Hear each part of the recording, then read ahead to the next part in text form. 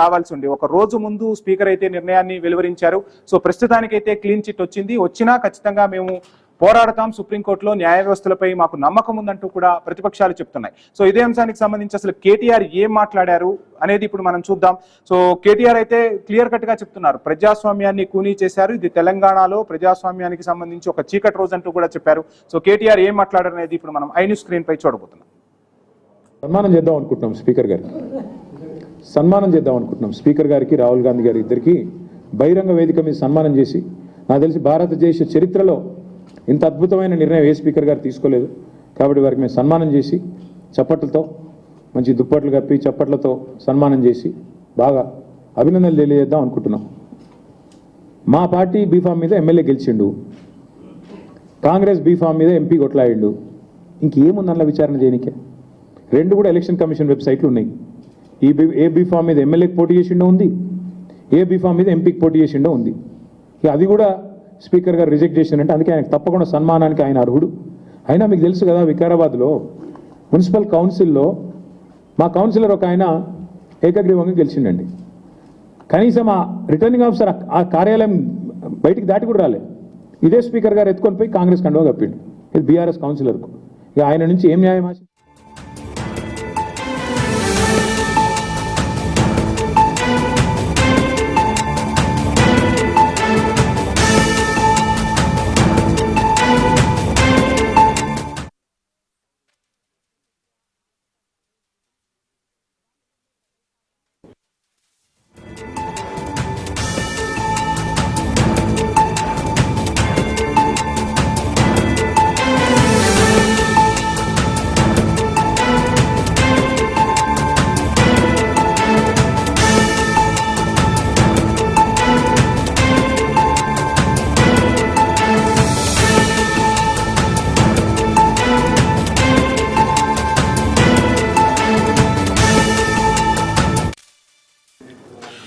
Right. ఇదే అంశానికి సంబంధించి భారతీయ జనతా పార్టీ అధ్యక్షుడు, తెలంగాణ భారతీయ జనతా పార్టీ అధ్యక్షుడు రామచంద్రరావు కూడా స్పందించారు. ప్రజాస్వామ్యాన్ని కూనీ చేస్తున్నారంటూ కూడా రామచంద్రరావు స్పందించారు. రామచంద్రరావు ఏం మాట్లాడారో ఇప్పుడు ఒకసారి చూద్దాం. తీర్పు ఒక వ్యక్తి ఒక పార్టీ నుంచి గెలిచి ఇంకో పార్టీలో అదే 6 నెలల లోపలే ఇంకో పార్టీలో ఎంపీగా పోటీ చేసి వేరే పార్టీతో పోటీ చేసి స్పష్టంగా ప్రజలు చూసినటువంటి మన కళ్ళ ముందు కనబడినా కూడా మరి స్పీకర్ గారు దాన్ని ఇది పార్టీ ఫిరాయింపు గారు కాదు అనేటటువంటి ఒక మాట చెప్పడం ఉందో, ఒక వ్యక్తి ఒక పార్టీలో గెలిచి ఇంకో పార్టీ క్యాండిడేట్ కు ప్రచారం చేసినటువంటి ఒక స్పష్టమైనటువంటి ఒక రికార్డ్స్ ఉన్నప్పటికీ కూడా వాళ్ళిద్దరు కూడా పార్టీ ఫిరాయించలేదు అని చెప్పేసి ఏదైతే తీర్పు ఇచ్చారో ఇది ప్రజాస్వామ్య వ్యతిరేకమైన తీర్పు. ఇది ప్రజాస్వామ్యాన్ని, ప్రజల ఒక తీర్పుని అగౌరవపరిచినటువంటి తీర్పు ఇది. ఈ తీర్పు ఏదైతే ఉందో, నేను రాహుల్ గాంధీ గారిని అడుగుతున్నాను, మీ నాన్నగారే ఈ యాంటీ డిఫెక్షన్ లా తీసుకొచ్చారు. అప్పుడు 10th షెడ్యూల్లో దాన్ని యాంటీ డిఫెక్షన్ ను అమెండ్మెంట్ చేసి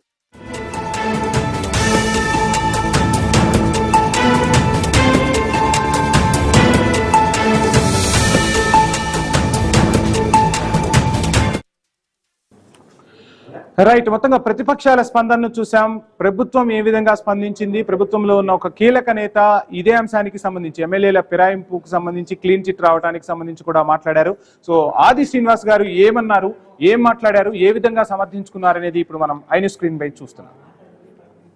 నాగేందర్, కడియం శ్రీహరిల స్పీకర్ గారి అనర్హత పిటిషన్లపై విచారణ తీర్పు పైన కేటీఆర్ గారి మాటలు ఎగిరెగిరి పడుతున్న తీరును చూస్తే, ఆయన మాటల్లో ప్రజాస్వామ్యాన్ని కూని చేశారని, ప్రజా తీర్పును ఏమాత్రం పట్టించుకోలేరని చెప్పని పెద్ద పెద్ద మాటలు మాట్లాడుతున్న తీరు చూస్తుంటే, మీ 10 ఏళ్లలో గురువింద గింజలాగా మీ తీరును ఒకసారి గమనించుకున్నటువంటి పరిస్థితిని ఎందుకు ఆలోచించుకోలేకపోతున్నాడో కేటీఆర్ అన్నటువంటి మాట సందర్భంగా గుర్తు చేస్తూ, మీ 10 ఏళ్ల పాలనలో ప్రజాప్రతినిధులను, ప్రజా సంఘాలను మీ పరిపాలన తీరుతోటి చీకటి రోజులుగా, చీకటి యుగంగా మీ నియంతృత్వపు పరిపాలన, ప్రజాస్వామ్యాన్ని కూని చేసిన తీరును మీరు మర్చిపోయారని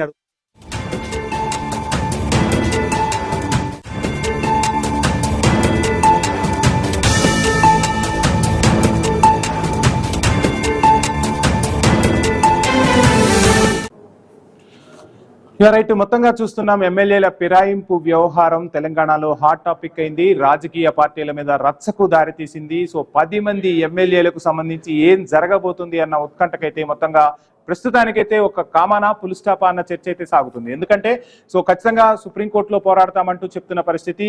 ఈ ఏదైతే ఎమ్మెల్యేల ఫిరాయింపు వ్యవహారం ఉందో ఈ అంశాన్ని పిటిషన్ దాఖలు చేసిన పాడి కౌశిక్ కూడా దీనిపై స్పందించారు. ప్రజాస్వామ్యం కూని అయింది, ఇక్కడ ఖచ్చితంగా మేము సుప్రీంకోర్టులో ఈ అంశానికి సంబంధించి పోరాడతామంటూ కూడా పాడి కౌశిక్ చెప్తున్న పరిస్థితి. సో ఏది ఏమైనా ఎమ్మెల్యేల ఫిరాయింపు వ్యవహారం ఎండ్ కార్డు పడిందా అంటే ప్రస్తుతానికైతే ఖచ్చితంగా ఎండ్ కార్డు పడలేదు. ఖచ్చితంగా మేము దీనిపై పోరాటం చేస్తాం. ప్రజల తీర్పును అపహాస్యం చేశారు. సో ప్రజా తీర్పును గౌరవించేలా పార్టీ మారిన ఎమ్మెల్యేలకు ఏ విధంగా బుద్ధి చెప్పాలనే దానిపై ప్రతిపక్షాలుగా మేము పోరాడతాం. అవసరమైతే ప్రజాక్షేత్రంలో అయినా దీన్ని ఎండగడతామంటూ ప్రతిపక్షాలు చెప్తున్న పరిస్థితి. మరోవైపు అధికార పక్షం పూర్తిగా సమర్థించుకుంటున్న పరిస్థితి. సో అనవసరమైన అంశాలను రాద్ధాంతంగా తెరపైకి తీసుకొస్తున్నారు అంటూ కూడా అటు అధికార పక్షం చెప్పిన పరిస్థితి. ఇందులోనే రకరకాల వాదనలు అయితే వినిపిస్తూ ఉన్నాయి.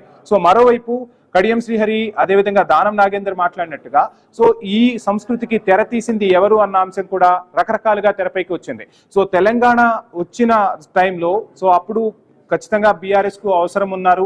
సో ఇతర పార్టీల నుంచి నాయకులు వస్తే చేర్చుకున్నప్పుడు కూడా ప్రజలు స్వాగతించారు. ఆ తర్వాత ఒకసారి తెలంగాణలో అటు బీఆర్ఎస్ కు మంచి మెజార్టీ ఉన్న తర్వాత కూడా పార్టీ మారిన తర్వాత కొంతమంది ఎమ్మెల్యేలు పార్టీలు ఫిరాయింపుకి పాల్పడ్డారు.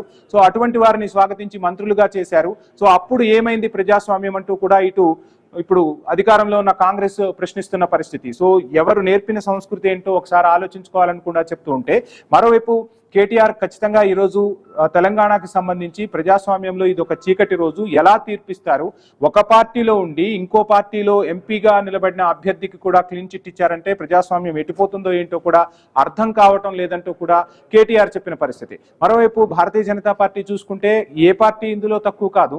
సో ఎవరికి వాళ్ళు అధికారంలోకి వచ్చిన తర్వాత అటు ఎమ్మెల్యేలను ఇతర పార్టీల్లోకి లాగేసుకుంటున్నారు, అదేవిధంగా వాళ్ళకు మంత్రి పదవులు కూడా కట్టబెడుతున్నారు. సో రెండు పార్టీలు కూడా సమీక్షించుకోవాల్సిన అవసరం ఉంది. ఖచ్చితంగా కాంగ్రెస్ ఏదైతే చేసిందో అండ్ స్పీకర్ నిర్ణయం ఏదైతే ఉందో ఇది ఖచ్చితంగా చెల్లుబాటు కాదు, దీన్ని సుప్రీంలో పోరాడతామంటూ కూడా చెప్తూ ఉన్నారు. సో ఏం జరగబోతోంది, అసలు ప్రజలు ఏ విధంగా ఈ అంశానికి సంబంధించి నిర్ణయం తీసుకోబోతారు అనేది మాత్రం ప్రజాక్షేత్రంలోనే తేలే అవకాశాలు అయితే కనిపిస్తున్నాయి. సో తెలంగాణ ఎపిసోడ్ ఇలా కంటిన్యూ అవుతుంటే ఆంధ్రప్రదేశ్లో ముఖ్యమంత్రి మాజీ ముఖ్యమంత్రి మధ్య మాటల యుద్ధం నడిచింది. కల్తీ నెయ్యికి సంబంధించి చంద్రబాబు ప్రస్తావనకు తీసుకొస్తే ఏదైతే చంద్రబాబు చెప్తూ ఉంటారో ఆంధ్రప్రదేశ్ కు పెట్టుబడులు వస్తున్నాయి, నా వల్లే వస్తున్నాయని చంద్రబాబు చెప్తుంటే, చంద్రబాబు అధికారంలోకి వచ్చిన తర్వాత పెట్టుబడులే కాదు పెట్టుబడులు రావట్లేదు, అప్పులు పెరిగిపోతున్నాయంటూ జగన్ కమెంట్ చేస్తున్న పరిస్థితి. అదే అంశానికి సంబంధించి చర్చించే ముందు ఒక షార్ట్ బ్రేక్ తీసుకుందాం. ప్రైమ్ టైమ్ డిబేట్ లో స్టే ట్యూన్.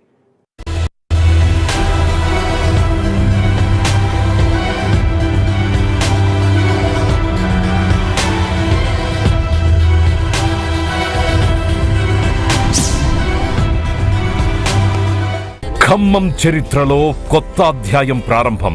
తెలంగాణలో అతిపెద్ద ఫ్యామిలీ షాపింగ్ మాల్ మాంగళ్య షాపింగ్ మాల్ ఇప్పుడు ఖమ్మం ఖిల్లాపై కీర్తి కిరీటంగా మార్చి 13న అందానికే అందం శ్రీలీల గారిచే ఘన ప్రారంభం.